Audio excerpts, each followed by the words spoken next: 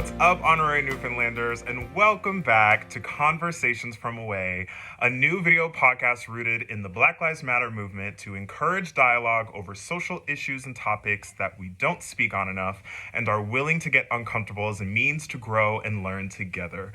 My name is Aaron Michael Ray, and thank you for tuning in. So, as usual, we have some Come From Away tour family members join us in each episode. So, with that being said, please welcome Marika Aubrey, Chamblee Ferguson, and Isaac Alderson.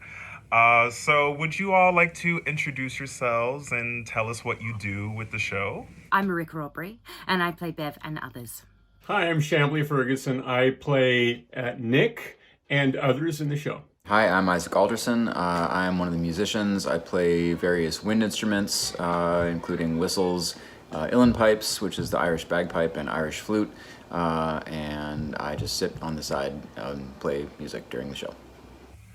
Okay, I'm just gonna first off say that you don't just sit on the side, okay? Isaac's being very humble, but he plays about 40 million instruments in the show, and he does all of them exceptionally well. So, thank you, Isaac. We are also thrilled to welcome our two special guest panelists, Samuel Stein and Monxo Lopez. Samuel Stein is an urban geographer who is a housing policy analyst for the Community Service Society of New York. He focuses on the politics of urban planning and emphasizes on housing, labor, and real estate and gentrification in New York City. Sam is also a published author of his own book, Capital City, Gentrification and the Real Estate State. And we also have Monxo Lopez, a South Bronx-based activist and political scientist, board member of the Mott Haven Port Morris Community Land Trust in the South Bronx, and the Cooper Square Company Land Trust in New York City's Lower East Side. He is a Mellon Foundation curatorial fellow in the Museum of the City of New York. And with all these amazing credentials, he has both brewed and drank his own beer for the past 25 years. I mean, that alone is very impressive to me. So thank you both so much for joining us today. On this week's episode, we will discuss housing discrimination and gentrification. And I'm really looking forward to talking about this with you all because if you're like me, you may not have known enough about this topic. So, being on tour, you come across many different neighborhoods. And because you're an outsider and you don't always know the history of these neighborhoods or where they're going, but when it comes to gentrification, what does that word even mean? And I wanted to kick off this conversation with the definition of the. So there are two definitions that I found of gentrification. Thank you, Google. And the definition is as follows. The first definition says, the process whereby the character of a poor urban area is changed by wealthier people moving in, improving housing, and attracting new businesses, typically displacing current inhabitants in the process. And the other definition of gentrification is the process of making someone or something more refined, polite, or respectable. So when I look at this, I'm thinking, okay, wait, I'm confused because, if we're talking about gentrification, it has a lot of weight to that word. And so I want to ask you all, and feel free, whoever wants to answer, I'll start by saying this. Does this mean gentrification is a good thing? And if gentrification pushes people of a certain economic class out for wealthier people to move in, why is it also defined as making something more refined, polite, or respectable? I mean, the first thing that comes to my mind is the phrase that the victors write history, right? So in that case, perhaps it's the victors of the gentrification wars or battles or struggles that wrote that second definition. Whereas the first one is a little bit more reflective of both who benefits from the process and who it costs their home, their livelihood, their community. Yeah, I also think that the question itself is a little bit tricky because I believe it's natural, only too natural for people to inquire about these topics. At the same time, the question somehow leads to this, there are two sides to each issue, and yeah, there are good things, but there are bad things, and I am like, no, for me it's settled. I think that when you listen to the famous Spike Lee rant of 2 or 3 years ago, that someone came and just tried to itemize the good aspects of gentrification. I think that he gave a very excellent retort to that. Like the bad things so much outweighed the so-called good things that even asking how you frame the question is important. Let me put it that way. Okay. So, let me also ask this: what laws even allow this to happen in the first place? Like, what policies are in our government that make this possible? I am surprised that I ended up reading almost all of the Color of Law, and I think that the author makes a really, really, really good case that these are very old dynamics in our country. I think that the author makes a very good case, a very European case, very politically heavy case, that these black white identities, the dynamics of segregation, were actually in many cases brought forth, like given birth by the state, by political powers, that narrated them as such into laws, like the what he calls de jure desegregation, and so I think that kind of history is extremely important as a frame to really understand what we're going through now. I think that that's central because even in terms of the politics of liberation, like sometimes people and communities might assume like, why is this happening to me? And it's like, no, don't take it personal. Be enraged by it and push back, but there is nothing wrong with you. This has been going on for a long time, and so that's I think it's very, very important so people don't get down on the whole situation. Yeah, and I think we can talk about like which laws in particular kind of enabled Yes. some of the dynamics, but we can also think about what laws aren't there. Like we don't have a right to housing. We don't have what some philosophers call the right to the city, which is the ability to sort of shape your place because you contributed to it. Instead, we have political processes that alienate a lot of residents from choices about what's going to be made where and who's going to be able to live where. So within that context of not having those political rights, Rothstein talks mostly about two sets of laws in the early to mid 20th century that made segregation not just sort of a commonplace aspect of urban life, but really the law of the land. And specifically, those have to do with redlining or the rules that the government enforces around which mortgages they will support and which they will not, and in which areas they will encourage home ownership and in which they will encourage disinvestment. And while there's a number of factors having to do with how old the buildings are and how urban versus suburban they are, more than anything else, it was race that was the determinant of which areas got investment and which areas got disinvestment.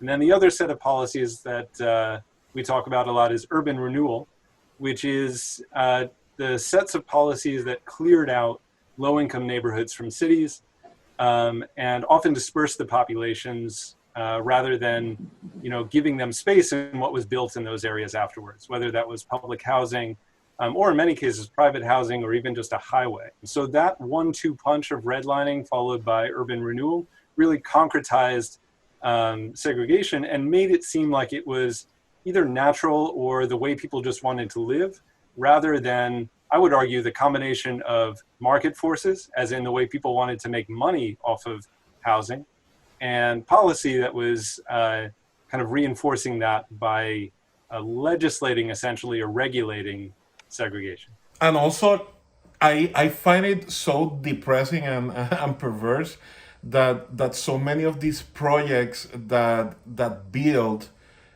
spatial segregation, like they came dressed as good projects, as things, in the 1860s is the Homestead Act, and it's like free land, and you're like, yeah, land should be free. Where is the land coming from? Who is excluded from that?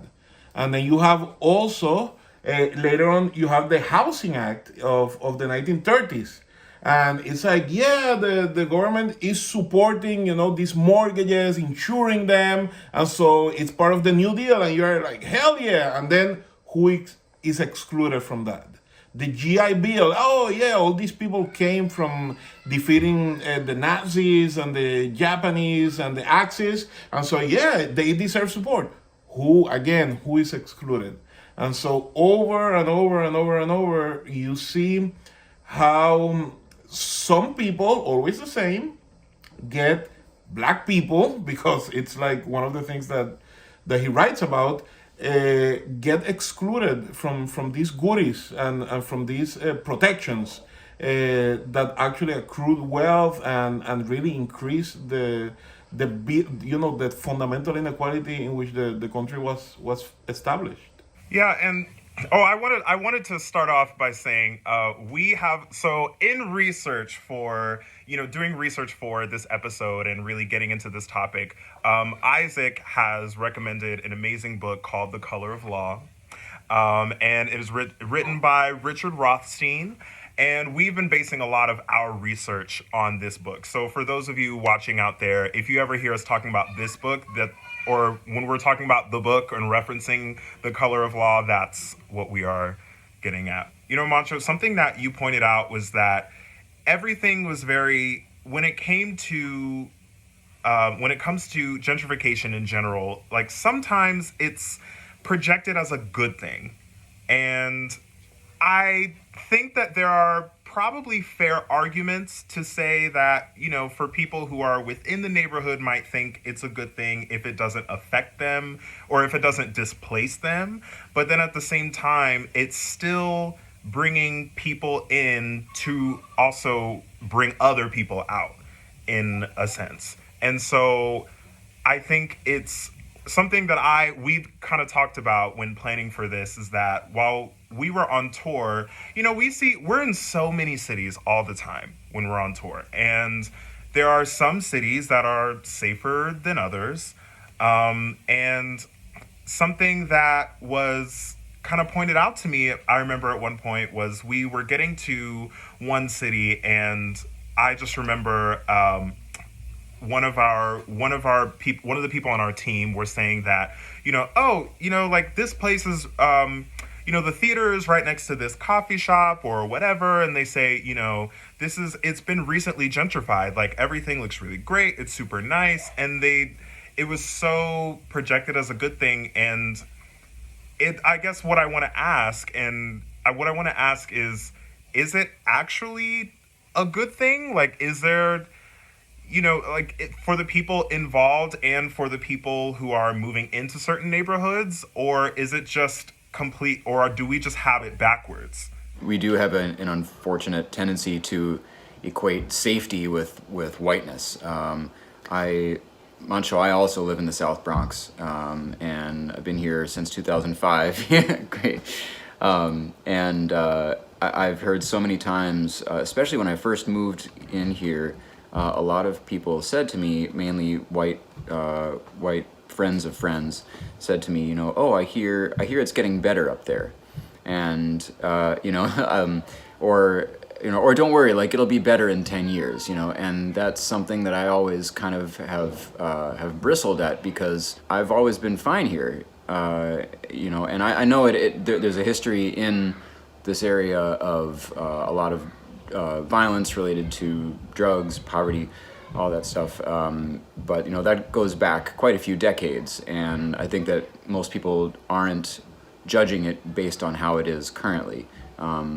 Anyway, but yeah, I just wanted to comment, on as to what Aaron said. Like there is this feeling that seems pretty ubiquitous here, at least in white America, that white equals safe. And so if there's a Starbucks, that probably means that you're fine, there's a Starbucks, or there's like fancy shops and restaurants, and therefore like it's okay to be here. To be honest, as before going on tour, like, I looked at our schedule and our route, and, the first thing I think of while traveling while black is just, okay, if I'm going to this city, like, where do I really feel safe, and where do I just need to, like, keep my head up and make sure I'm checking my surroundings and that kind of thing. And I think a lot of people in our company, because there aren't as many people of color involved, don't have to think about that as much. And I know that it's also very different for women. I know that that is a whole other conversation that I know that I can't even have a say in any way. But at the same time, when you are a person of color and you're going into some of these neighborhoods, or if you're getting an Airbnb in some of these cities that are kind of nicer or whatever that means, then there have absolutely been times where I've been in buildings that I'm renting an Airbnb out, while we're in these certain cities on tour. And there have been a lot of times where someone has asked me, do you live here? And whether they've seen me, 5 times, or that was the first time they've seen me, like, are you sure you live here? Like, who are you renting from? And all of this stuff. And that's the kind of thing that I kind of have to prepare for. But Marika, I actually wanted to ask you, because you are reporting live from Australia. I wanted to ask you, being an Australian and then coming to America, like, how was your experience because when you live in New York, you live in Harlem. Yeah, I'm a Harlem girl now. Yeah, and I'm curious to know just what your experience has been like, from moving to Australia to Harlem and just living in Harlem. Well, I immigrated over a few years ago, and of course, I'm a very privileged white chick who had no clue of the, I knew the basic history of Harlem, and I was thrilled to live there, and we bought an apartment in a beautiful pre-war building and got an opportunity to buy into that place, and we were so thrilled because, like a lot of artists and creatives or people who are freelancers, you always look for that part of town that you can afford, and I am mortified now to think that I am part of the problem. It didn't occur to me to think who I was buying my apartment from, what the building history might be, what the ramifications of people like me moving into that part of the world is. And up until very recently, I would have heard the word gentrification and thought, yeah, that means juice bars come in, and that's kind of great for the neighborhood, isn't it? And it's been a great learning curve to realize, as I'm sure so many people are hopefully now, that gentrification is not usually a positive thing, and that there needs to be a lot more sensitivity and awareness and education from people like me. Would you label yourself as a gentrifier? I guess I am. Yeah. If as a white person wishing to live in a community that is predominantly black or of color, is it limiting yourself, and is it limiting our society to say, like, oh, well, I shouldn't be here because I'm a white person, and I would say the same for a black person seeking to live in a white community, in a white suburb. Like, we shouldn't feel that we are not allowed to live in these places. The question is, what do we do once we're there? Somebody might have a different opinion to that. I would love to hear any opinion to help. Like, what is the answer to that? Like, how do we come into community? Because I love my neighborhood. I love all the small businesses there. I feel very engaged, but I am aware that not everyone would feel that way about me buying into that building, would they? And so what is the answer to that? How do we contribute to community with sensitivity? I think that there's a lot there. There's a lot to be said about all this. I mean, there's a kind of reducto ad absurdum anti-gentrification where we end up in this like extreme segregation. There was an Onion parody from a year or two ago about like couple moves into all white neighborhood to make sure they don't gentrify any other place. And like, if you personalize it too much, you're just going to kind of reinforce the pre-existing condition. So I think that's one thing. Another thing is this question of, is it good, is it bad? The thing that's good and bad here, or the thing that's bad here, is that the housing costs go up tremendously, right? And that's because housing is a commodity under capitalism that is traded in order to make more money. If you take that away, if you find ways to decommodify housing, there's a lot more flexibility in terms of people being able to move and not have such a direct impact on their neighbors' ability to live there as well. And when we talk about safety, and when we talk about juice bars or whatever else, like, people want nice things in their neighborhoods. If it just meant the juice bar, I think a lot of people would be fine with it. Especially given that, like, a lot of the people displaced by gentrification have cultures that have a lot of juice in them. Like, it's not like juice is this thing that only rich white people like. So the thing is the ability to get the kind of community that you want to live in without having that thing suddenly being translated into rising housing costs, which then is translated into displacement. That's the mechanism, that's the problem that needs to be stopped. And so, are you a gentrifier? Are you not a gentrifier? Worth thinking about, but much more important is what do you do afterward, which I think is what Isaac was saying about, well, you're here now, right? So to me, that has much more to do with organizing with your neighbors to make sure that nobody is displaced than it does, overthinking the dynamics of what do I, as one person moving to one place, mean for this bigger picture. Well, Sam, that's a really good question that I wanted to kind of pose to you, is that what, on the other side of that, people that are in kind of a limbo or in a possibility of being removed or displaced out of a community, what recourse does a person have if they're being pressured by a landlord to move out? Are there things that they can do? Are there places they can get help on how to kind of fight that displacement? Yeah, and Monxo might have more thoughts on this too. It's crazy to say this, but the answer entirely depends on where you live, because most of the answer to that is going to be city by city and state by state, because we don't really have a strong set of federal protections around anti-eviction, around anti-displacement. And so if you live in New York City, you might have a right to a tenant lawyer depending on where you live and how much money you make. If you make below a certain threshold, you can get access to what we call the right to counsel. You have certain rights as a tenant that you wouldn't have if you live just a little bit further north in some of the suburbs or in other parts of the country. You might be rent stabilized, which gives you additional protections. But all of this is sort of conditional. What we should have is a universal right to housing that protects everybody everywhere. But instead, we have this kind of piecemeal, city by city, neighborhood by neighborhood thing. But ultimately, you're going to need to organize with your neighbors. You're going to have to knock on doors and build a community of solidarity that will fight along with you, because it's very hard to stay in place when your landlord wants to kick you out if you're just sort of one isolated individual. Monxo, do you want to add anything? No, I'm in total agreement with you.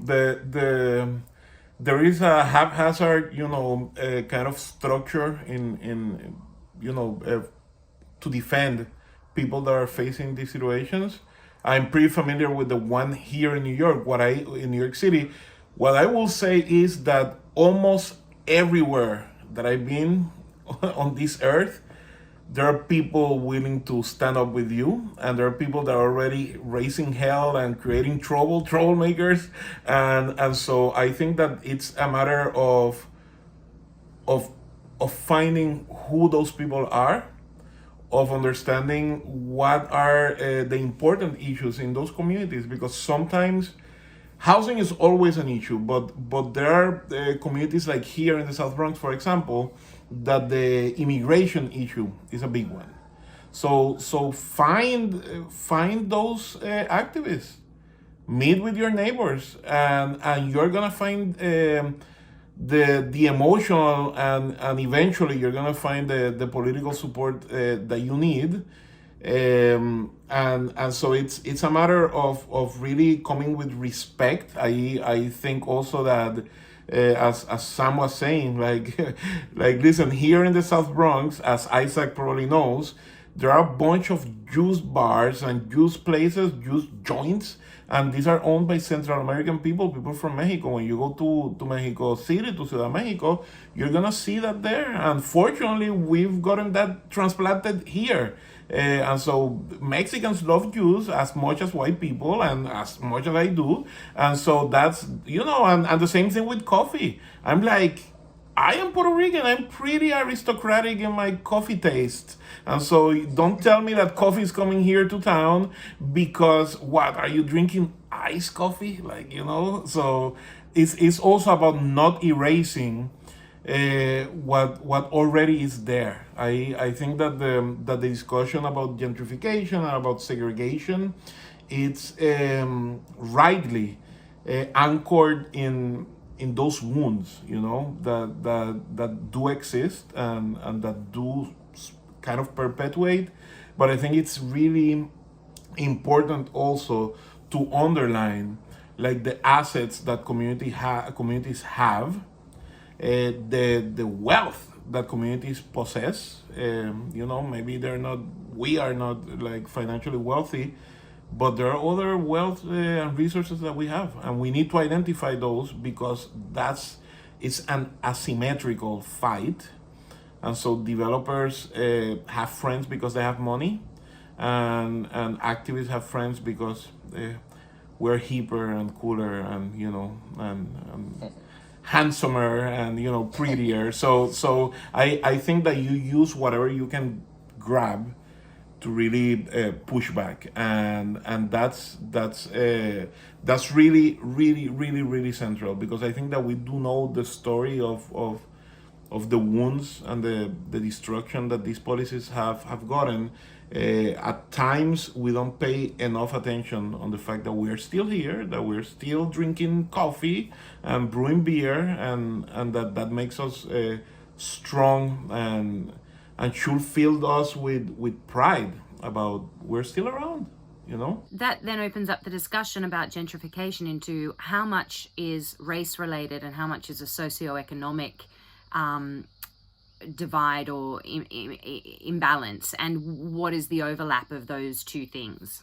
Yes, well, let me tell you something. When I moved here to the South Bronx, I and my wife, we bought this row house, and we were gentrifiers. Like we were among the first people that paid 3 figures for a building here, and our neighbors were like making fun of us, because you're a fool. Like how much, and so I think that shows, at least in my personal experience, that yes, race is involved. It's obvious, but it's not the whole story. You can be you can be Puerto Rican in a Puerto Rican neighborhood, and so there are other things like my educational level, the privilege that I had or my family had of having certain savings, and so you need to just I don't like, it's like I hate when people feel guilty, and so it's guilt that moves them, but that's what happened with me. So if it was that guilt that I felt, that I knew that I was a gentrifier here, even if non-white, I could pass as a non-gentrifier, that really propelled me to do something, and to leverage the little privilege that I had to to put it in the service of other people that are not as privileged as I am. And so I think that people should understand the racial aspects to it, but that doesn't exhaust the explanations or the motivations to act. Monxo, I'm really glad that you said that. It's not just white people. I think, especially as a Black person, I think before we were even going to have this conversation today, I automatically would just assume, that like every gentrifier was someone who's white, because if you're, moving a group of people out, and in the neighborhoods that I know that have been gentrified, in some cases, that is what has happened, where mostly white people come in to move I'm thinking of like the South End in Boston. I lived in Boston for 6.5 years, so I'm very familiar with the neighborhoods there. And, when I think of like the South End, which is this new, like up and coming like gayborhood, even, of course I've gone out in the South End. And of course I've, been to a lot of, like the queer bars there, and I've loved it. But then when I realized that it used to be a different type of neighborhood where my people were mostly there, I all of a sudden have this guilt of like, am I part of the problem? Am I, am I contributing to this? So I'm glad that you talked about, how gentrifiers aren't always just white, and it can truly be an array of people. But speaking of which, I did want to ask, for everyone, have you ever been a minority in your neighborhood? And if so, what was that like for you? I certainly have here in the South Bronx, that was admittedly that was one of the reasons that I moved here, was that I wanted to have that experience and know what that felt like. I don't know if I ever had been the only white person in a room before moving here. It's opened my eyes to a lot of things. I grew up in the city of Chicago, not the suburbs, and so I had an upbringing that had I was around a lot of diversity, but as things often are in the States, there are lines that are difficult to cross sometimes, and I kind of made it a point after finishing college. Both Sam and I went to Sarah Lawrence College, which is how we know each other. And after graduating, I was looking for an apartment in New York City, and I came here because I could afford to rent here, and it was interesting to me, and I have had a great experience. I'm a runner, and I have often, for years, I've been running around the Bronx, all over the Bronx, everywhere from down around Mott Haven to up to Van Cortlandt Park to East Tremont, like Westchester Square. Like I go everywhere, and I'm often, pretty much, the only white person visible for, any number of distance or any amount of distance around me, and oftentimes like little kids used to run beside me, like they'll kind of follow me. It's fun, for them, and fun for me to like get chased by the kids in this very playful way. I've had people, say to me jokingly, say things like, "Hey, it's the running white guy," and like there's always this sort of good-naturedness to it. If anybody has anything negative to think or say to me, not that it hasn't happened, but more often than not, that's not the case. People here have been very welcoming, and where I live, I live on Findlay Avenue, just below Claremont Park, and I know most, if not many, of my neighbors on this block, and people say it's the sort of place where people say hello in passing. It's almost like living in a small town or in the suburbs. Like people say hello even if you don't know each other. You say hi, have a nice evening. And that's and people probably do treat me a little bit differently, I'm sure, but there's overall a sense of welcome and openness, which often I have not found in white neighborhoods. Like where I grew up in Chicago, there's more of a feeling of coldness. Like you don't really get to know your neighbors that much. And I know a lot of people say the same about places they've lived in Manhattan that are predominantly white. So anyway, not to like just paint an absolutely rosy picture of everything. There are problems, of course, as there are anywhere, but my experience here, being a rare white person in a non-white neighborhood, has been very positive. I'll just add that shortly after Isaac and I graduated, my first job out of college was at the Bronx Botanical Gardens. So I also lived I think we lived like 5 blocks away from each other, but didn't realize it until afterward. Yeah, you were on like 167th. Yeah, exactly. Right? Okay, yeah, I was on 165th. So we were right there. I just want to add that I also got the most amazing things shouted at me during that time. people like to shout famous white people at me. I used to get Forrest Gump a lot, you know. You Yeah. got Forrest Gump. I got Tony Hawk, Kid Rock. I used to get Robert Plant, actually. People, yeah, because I had a lot of hair. One, You know. I got Where's Waldo one night. That cracked. That's great. That is ruthless, and I love that. I lived for 3 years in Quebec, in Canada, and I was certainly a very visible minority, how they call them, how they called us there, minorité visible, and it was both really, really, really depressing because of the loneliness that I felt at times. At the same time, it really forced me, just as a matter of survival, to connect with other people that were going through the same thing. And we weren't that much liked in Quebec City because it's the cradle of Quebecois nationalism and the university professors and so on and so forth. It wasn't really like too welcoming a place. At the same time, it was commiserating with others and making friends with native people in Canada and with Haitian people and people from all over the Maghreb that lived there.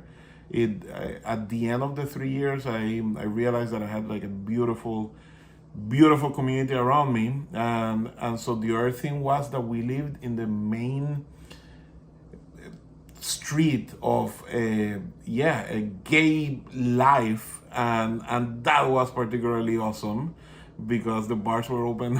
It was crazy, so that I liked, but at times it was really depressing also because you feel lonely, particularly if people don't want you there. So I feel I am originally from San Antonio, Texas, and in the neighborhood, I kind of moved around a little. I guess, kind of a lot now that I think about it, but it didn't feel like a lot because we always stayed within the same area. And I would say that, where I was living in particular was predominantly white. And it was, when I was going home, I went home in quarantines when we were shut down from the pandemic. We were already in Texas, and so I just drove to San Antonio, where I quarantined for 4 months before coming to New York. And when I was there, I just remembered, hearing about the case about Ahmaud Arbery and how he was running in his neighborhood and was killed. And I was kind of like in this groove, and I was just working on my own fitness and everything. And I was running at least like 2 to 3 times a week or something like that. And then, that happened. And that was like a real moment for me of like, okay, I can't get too comfortable even in my own neighborhood. And it was a moment where I just kind of had to really think about like, okay, well, if I really want to go running again, and I'm one of and our family is one of, the only Black families, in our own community, then, I have to be extra careful because I'm a 6'3" big Black man, and so no matter how many times I smile or how many times like, I, kind of like up that energy and, present that to people, like I still can come off intimidating to most people just because of that. And so when you're in a neighborhood as a person of color that is predominantly white, you are always thinking about those things. And it does get lonely, because you're not surrounded by people who look like you or who really understand you like right away. So I absolutely relate to that. But I also love how for those who have talked about, being a minority in your own neighborhood, that it's all been different experiences. So I am really glad that we were all able to share on that. I just want to add that is something that I thought, and I believe we talked about this in one of our preliminary discussions, that I have noted that, my experience being a runner in a predominantly Black and Latino community is very different than what the opposite would likely be. And I've often thought of that and thought that is very, like, how would it be to be, a young Black man running through a white suburb? The response from my neighbors might not be so friendly as it has been here to me. So, sorry, I just wanted to add that. I have a question to go back to the book, like very disciplinarian. So when I read something like that book, and I look at the carceral state or the so-called criminal justice problem in a place like this here in the South Bronx, like, for me, the conclusion is unmistakable and clear. The government has been our enemy. It has been like, before we were screwed up here by private developers and the type of gentrification that we all know and we were talking about, like, the people who were dumping on this neighborhood and screwing us up was the government, was elected officials and city people, And so I'm wondering how that fact can be squared with this leftist belief, that government will be part of the solution, or government can make it right, which I also think that's the way. Like, I don't want to get away from that, but I wonder how all of you somehow, if you had that kind of cognitive dissonance, like, that the government is really the people who screw us. Well, I just remember something we talked about in one of our meetings before this episode was I remember bringing this up and almost kind of like wanting to eat my words when I say this, but at the same time, it is what it is.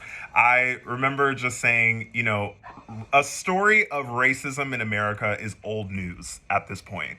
It's like, because of how this country was already built, any other story, whether it's about this topic of gentrification or housing discrimination or just any other kind of situation, it somehow comes back to how we're rooted in racism within our government. And so I think the people who are saying, oh, well, the government is helping us or they're trying to help us, I wouldn't be surprised if most of those people were white, because the government, our American government, has been set up to help white people and white people only. So, I think that's probably why I would assume that some people would say that. But I think it can, at the same time with that, it can absolutely be changed.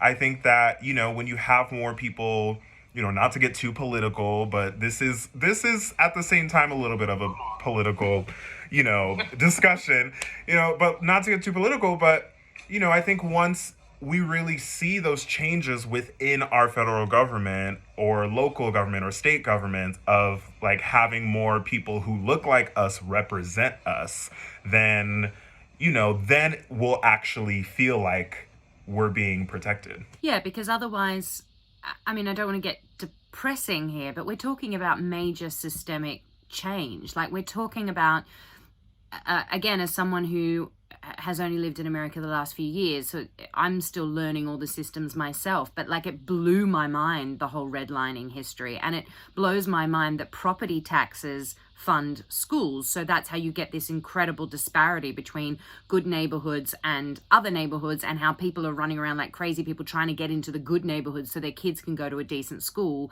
and that all is entirely attached to real estate. And therefore, you've got white enclaves and people getting very upset if suddenly a Hispanic community are going to infiltrate the school and all of that stuff, which, like, all of that is really mind-boggling to me. And how do we begin to dismantle so many bad systems, in my opinion? Yeah, you're absolutely right about that. The word you used, infiltrate, was used so many times in the book, quoted in the book, but they were in actual government policies, using the word about African Americans or other undesirables infiltrating neighborhoods. And that made my skin crawl. One of the things we also talked about was, I think it was in the book, saying, if you are a homeowner, go back and if you can, get a hold of your original deed of your home and see if it has some of the covenants and exclusionary clauses in there that actually say that kind of stuff. That, people of color, this house will not be sold to people of color. Yeah, I was actually just reading about those restricted covenants today from the book, and how, there are still deeds out there that say, you cannot sell or resell this house to a black person. You can, or even Irish people, there are so many things, so many deeds that are still out there that say that. And I just find that very mind-boggling. Yeah, the reason that it really shook me is that, we recently moved out of the city. And so we actually, my wife and my little guy bought a house. And so I was like, I would love now to get a hold of the original deed. I have to go to the county to get that and try to read it and see if it has some of those clauses in there. But it also makes me wonder, having moved from where I did into the neighborhood that I'm in now, did I contribute to any of, I don't think my move out here would be a gentrification, but did I contribute in any way to housing discrimination because of the school district that we selected for my 6-year-old? It kind of makes me go, I have a lot of reckoning to deal with and a lot of research, continued research to do. It's so amazing how with this topic alone that, you, and the book has definitely spelled it out in an amazing way of how, you think you really know enough about this topic or gentrification, and then when you really dig deeper and deeper and go further back in history, you just see that it all goes back to how it's just rooted within our government to help, white people live where they want to live. So that has been very eye-opening about this book. And sometimes, Aaron, where they didn't even want to live. They were in earlier times, they were in integrated neighborhoods, and then the government forced them apart. That's something that, this book has been, I'm sorry, we keep going back to the book, The Color of Law. I'm sorry to keep doing that. And I'd be curious to hear, what Sam has to say on all this as well. But it might be, for anyone who might be watching this also, it is really fascinating to go back and read a source like this, because it's very easy to just look around and see, that, there are black neighborhoods that are not doing so well and white neighborhoods that are doing pretty well. And, it's very easy to just assume that that's, as you said, that's natural. And maybe it was Monxo, I can't remember who said it, but this book makes a very convincing argument for, basically spells it out that this was designed this way. This was made this way by the government during the course of hundreds of years, but especially the mid-20th century. I think it's important to think about why, though, right? Why would the government policy reinforce segregation in the way that it did? And it calls to mind a passage in an essay by historian Barbara Fields, who's writing about slavery in the U.S. And she says it's not like the product of slavery was white supremacy. We didn't create the system of transatlantic slavery in order to produce white supremacy. White supremacy was a tool to produce cheap cotton. That was the product that was there to make a profit.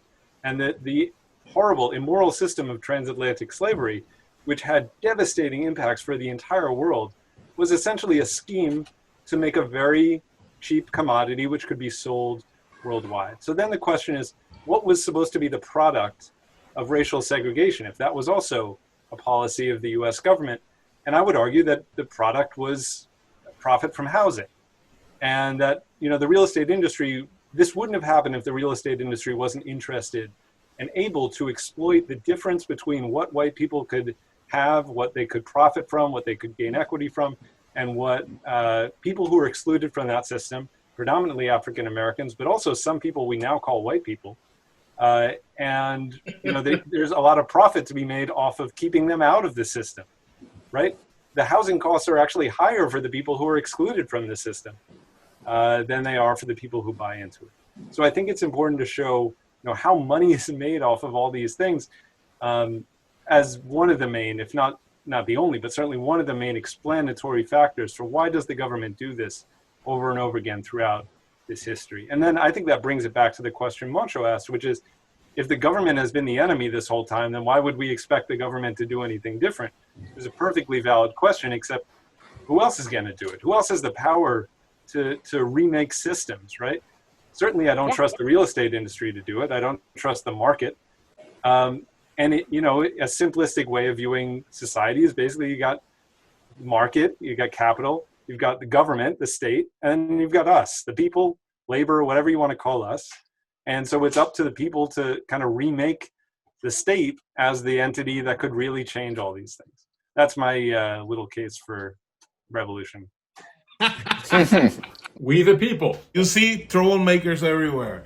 But he's making good trouble, so I like that. Yes. But Sam, sometimes what I wonder is that. So yes, like today we can see the market or capitalism and the state, like and that's it. And I go back to back in history. I'm like, so it is not that I want that to happen, but for example, before in history we had religious life, like religious as an organizing factor that could give you solace or actually liberate you from certain crap that was happening. And I wonder if just concentrating in that, I mean, to be fair, you also mentioned that it's us. There is us. So there is capitalism, there is us, and there is the state. If we need more imagination, more political imagination, in terms of imagining how we are gonna come out of this predicament, because at the same time, one of the things that my reading and my research has led me to see is how the very, as you said, the very constitution of the modern world is predicated in this kind of racism, because it was a scheme to sell cheap crap, and to produce it as cheaply as possible. And so our world is defined by that. Our ideas of government are defined by that. The very notion of our contemporary understanding, for example, of sovereignty and liberalism and democracy as we practice it today, in what we could recognizably call democracy, all of that came to be much or less at the same time of anti-black racism, And so I wonder, like, is it possible to really just take over the government and do something really substantial about this, or do we need to imagine something different as a way, as an energy creator to actually bust the situation or the chains we find ourselves in? Like, long story short, I don't trust the government. I don't trust the market. I don't trust religion. I have a little bit more trust in us, but not too much. So I always, what it will be, like, remains to be seen for me. I just feel like everything you said, I just can only receive and really kind of, I want to like take it home and just, marinate on that, if you will. Sam and Monxo, I also want to take a moment to say how I'm just glad that y'all are here, because your expertise on all of this is so eye-opening and so amazing for all of us, and especially the viewers who are watching this. So I wanted to ask both of you, could y'all tell us more about the work, Sam, that you do for the Community Service Society of New York and Monxo for the South Bronx Unite, and what has been the most rewarding part about the work you do? You can start with Sam. Sure.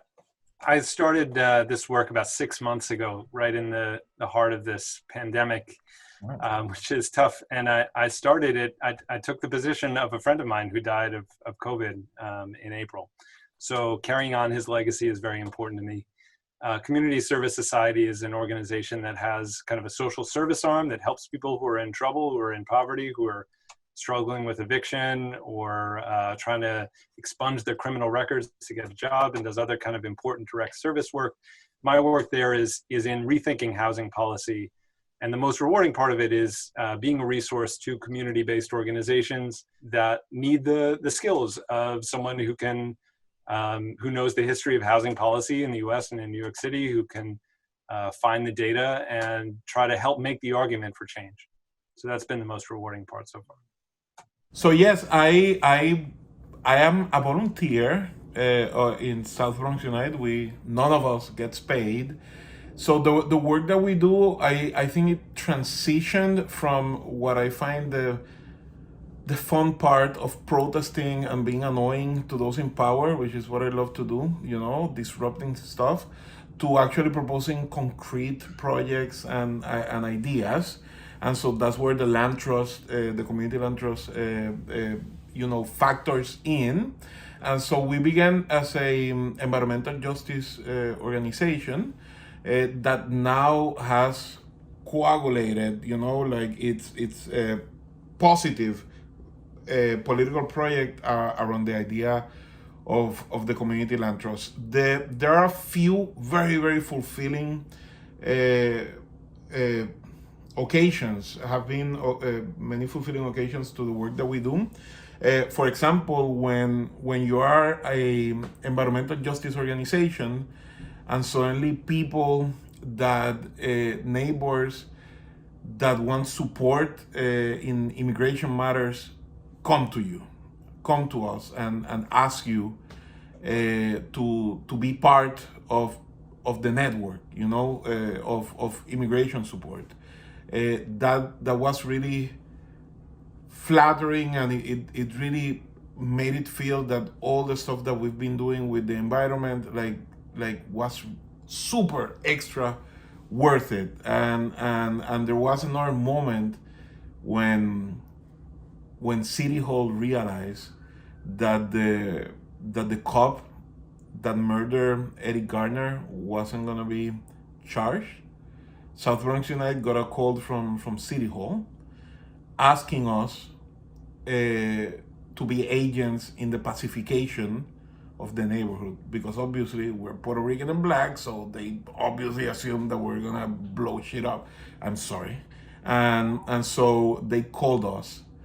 And that was really, really, really also satisfying, because obviously the answer was no, we're not gonna do it.